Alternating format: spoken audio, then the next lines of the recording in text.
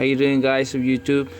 Uh, we got a here 2011 Chevy Silverado.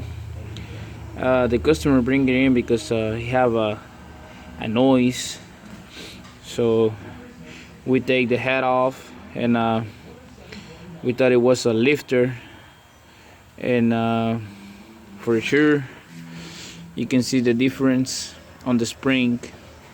The lifter gets stuck, and that's what it caused the noise. So you guys know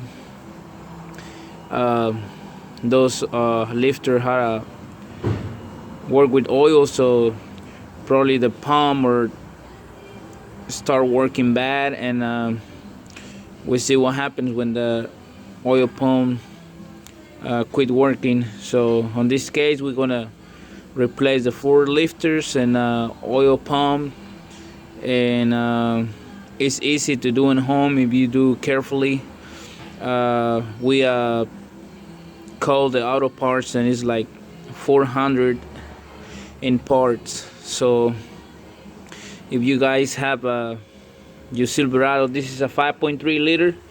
If you hear the noise on your truck, you know what's happened. So you can see the difference on a good lifter and a bad lifter. So if you do, guys, at home, like I say, just do be careful. Take the intake off. See, you can see there, you can see the lifter's going in there. It's got a plastic. Take the 10mm off, and that's it, guys. I hope you enjoyed the video. Give a like, share if you want, and you can see good lifter and a bad lifter.